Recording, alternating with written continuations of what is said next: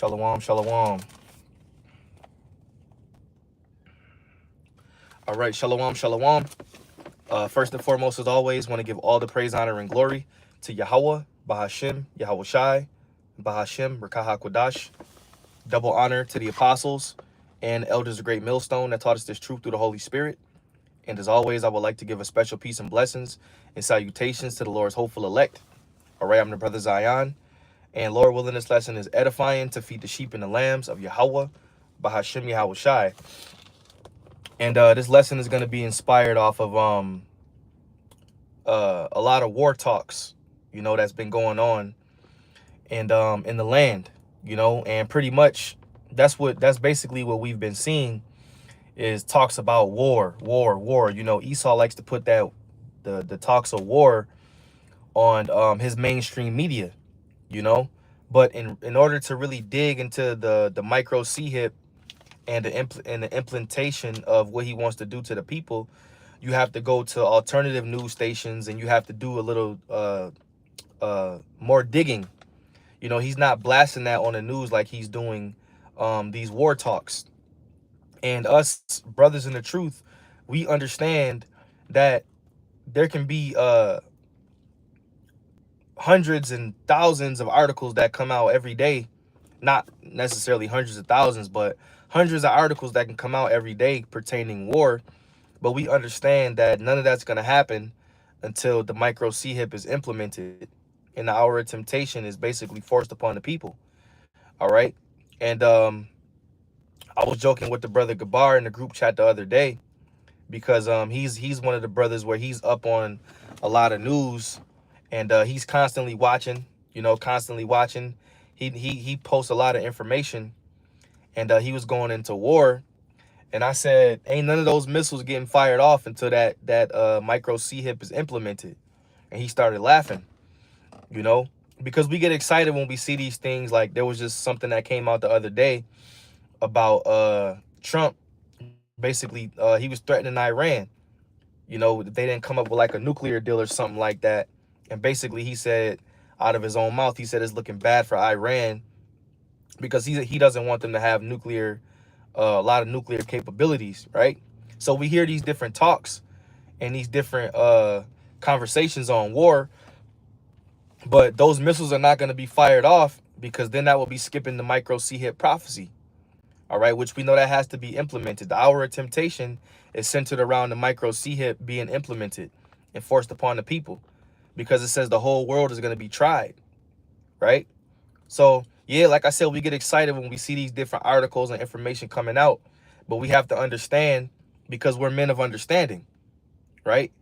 We're men of Yahweh Bashim Yahweh Shai. We have the correct understanding. So we have to measure the other time diligently and understand that micro CHIP has to come first.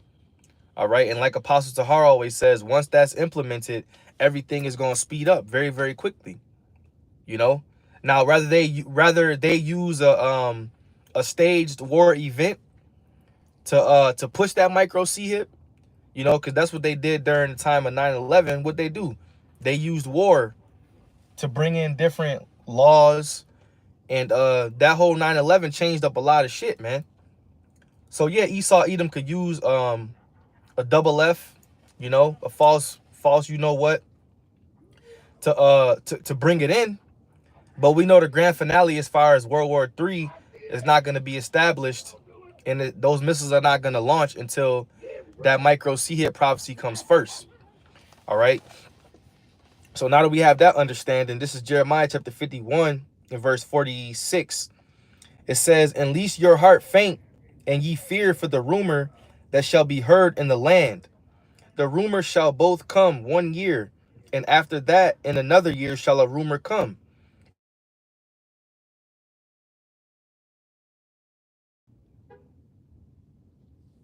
And Salaki, I got a phone call. Lord willing, the stream starts back up. Khan. Salaki, I got a phone call. So let's read that again. Jeremiah 51 and 46. "And lest your heart faint, and ye fear for the rumor that shall be heard in the land. A rumor shall both come 1 year, and after that in another year shall come a rumor. And violence in the land, and ruler against ruler." And that rumor is talking about World War III pretty much. Because a lot of times when people hear about war, you'll have the older generation will say, well, yeah, they've been talking about that for years since I was, but it's not to this capacity now. And also, we're in a totally different time frame when we were 20 years ago, 30 years ago. Okay? We're in a totally different time frame, even concerning this truth. You know? So the Lord is sealing the elect constantly. And once the elect is sealed, these prophecies are gonna complete themselves. All right? The reason why the prophecies aren't totally complete is because the elect is still being sealed. All right? So that rumor that you hear about wars and rumors of wars on a consistent basis, hey, pretty much these prophecies are going to be reality. And that's what a lot of people don't understand. Just because we're talking about it and it didn't happen yet doesn't mean you shouldn't prepare. All right? That's why we use this grace period to prepare ourselves, to refine ourselves, to get better. Okay? And yeah, it's hard as hell in Babylon the Great to sustain yourself and to, you know, your finances may not be the greatest or you just getting by. But that's why the Lord promised us the kingdom. Okay? Because if we're of the elect, we're never going to have to want for anything else ever again. We're going to be good for life. So that's why it's important for us to continue in this ministry, continue to go out, break down the prophecies, and warn Jake. Isaiah 50, what is that? Cry loud, spare not, lift up thy voice like a trumpet, and show my people their transgression, and the house of Jacob their sins. Right?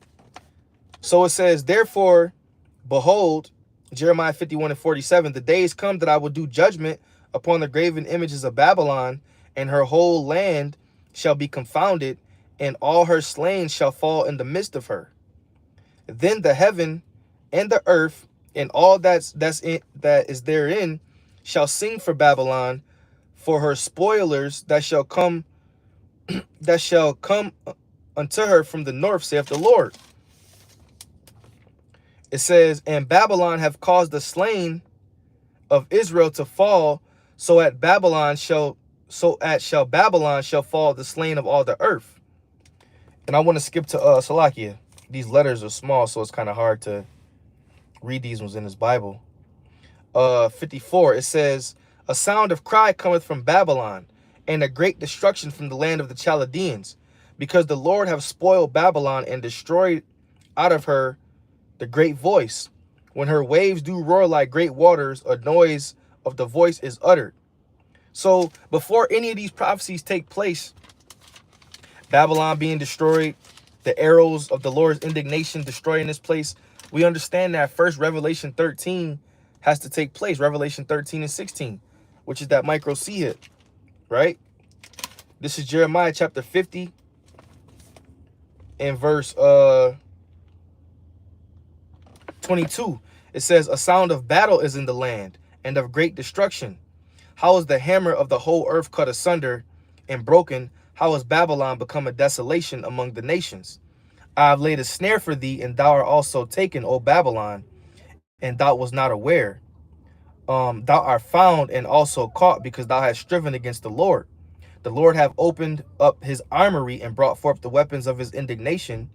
For this is the work of the Lord of hosts in the land of the Chaldeans. So all of these different prophecies you hear about Babylon being destroyed, the Lord opened up the weapons of his indignation, his armory. His arrows that he shooteth are sharp and shall not miss when they begin to be shot to the ends of the world. All of these prophecies about the Third World's War, it's beautiful and it's going to happen. But remember, Revelation 13 and 16 must happen first, man. You know? And that's the beautiful part about having this understanding. You know? Because we like, hey, man, you know, the end is here, you know? And shit, the way time is moving, it's like, damn, like every time I leave work, it's you know, you get your days off, you right back at work again. You know, so time is flying, man. Matthew chapter 24 and verse 6. It says, and ye shall hear of wars and rumors of wars. See that ye be not troubled, for all these things must come to pass, but the end is not yet. And that's the time that we're in now. We're hearing of wars and rumors of wars. We're hearing of a lot of nuclear talk. You know, a lot of strikes and ceasefires and all of this. But that's the signs that Yahushua gave us before his coming. You know? But like I said, Esau Edom, he has to give you if you want to know more about the implementation in the CHIP, you gotta do a little bit more digging. Because he's not putting that on his mainstream news every day. You know? He's not doing that. You gotta go on the alternative news stations to find out a lot of things about that. But you can hear about war on the Common, Fox News, CNN. He gonna blast that. You know? For nation shall rise against nation, and kingdom against kingdom, and there shall be famines and pestilences and earthquakes in diverse places. All these are the beginning of sorrows. And you just saw that what? They had that big ass earthquake down there in Thailand, man. I believe it was Bangkok, if I'm not mistaken. Another place started with an M. So all these are the beginning of sorrows. You know, but just wait until this devil comes up with his next event that's going to push in the implementation of that CHIP. A lot of people are they're going to bug out, right? They ain't going to know what to do. Jeremiah. Isaiah chapter 13 and verse 4. It says, the noise of a multitude in the mountains like as of a great people, a tumultuous noise of the kingdoms of nations gathered together. The Lord of hosts must serve the hosts of the battle. The Lord of hosts, right? He's the Lord of armies. Okay, the Lord is a man of war. The Lord is his name. So the Lord loves war. He's the one that has his spirit on these different kings of the earth to orchestrate this thing. He's using the angels for that purpose. They come from a far country, from the end of heaven, even the Lord and the weapons of his indignation to destroy the whole land. All right. Then the day that it's talking about is the nuclear missiles. Howl ye, for the day of the Lord is at hand. It shall come as a destruction from the Almighty. Therefore all hands shall be faint, and every man's heart shall melt. And they shall be afraid. Pangs and sorrows shall take hold of them. They shall be in pain as a woman that travaileth, and they shall be amazed one at another. Their faces shall be as flames. Behold, the day of the Lord cometh cruel, both with wrath and fierce anger, to destroy the land, and he shall destroy the sinners thereof out of it. Okay?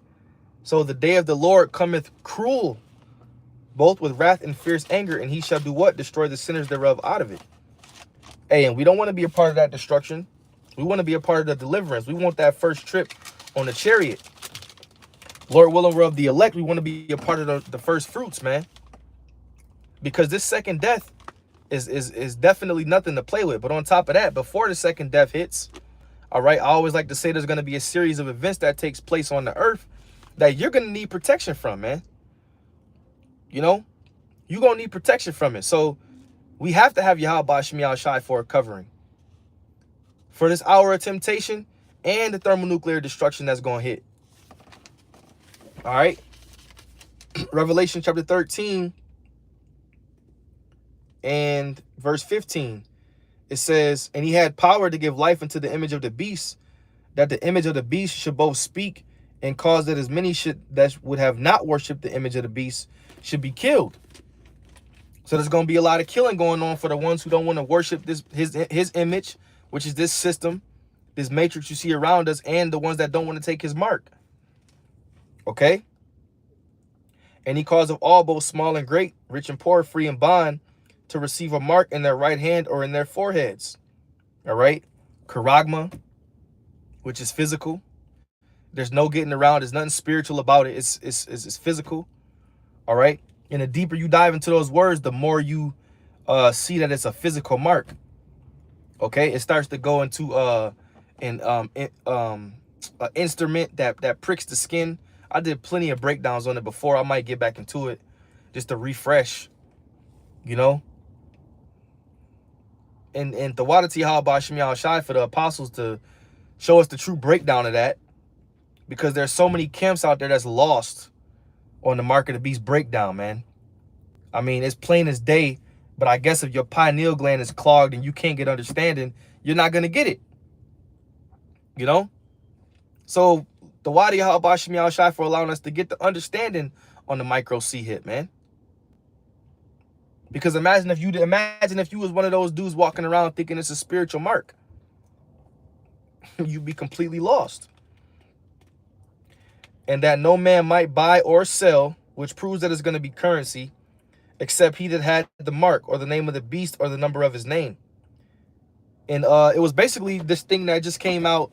The brother Gabar shared it, how this one Jake was saying, they was asking him what's the one of the downfalls of the C hip, and he was saying how it's going to affect people's bodies, cause cancers, because that's not meant to be in your body. But Esau Edom, being the devil that he is, he don't give a damn. Okay, he's against the Most High. The clay is trying to upset the potter, and it's never going to happen. But that's the pride that's in his heart that has deceived him. You know? Here's wisdom. Let him that have understanding count the number of the beast, for his number of a man, and his number is 666, which goes into high size stigma. All right?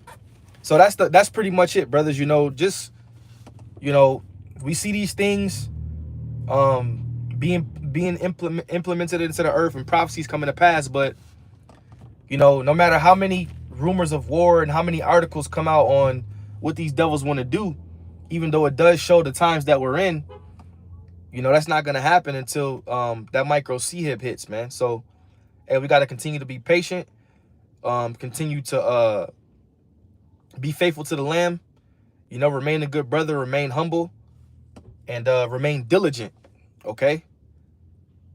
And basically, you know, just wait this thing out till Yahweh Bashim Yahushai returns, man, in all faithfulness and truth and sincerity. All right, so with that, I want to give all praise, honor, and glory to Yahweh, Bahashim, Yahushai, Bahashim, Rakah HaKodash. Once again, double honor to the apostles and elders of Great Millstone that taught us this truth through the Holy Spirit. Once again, peace and blessings and salutations to the elect. All right, Lord willing, you were edified. It's the Brother Zion signing off. Shalom.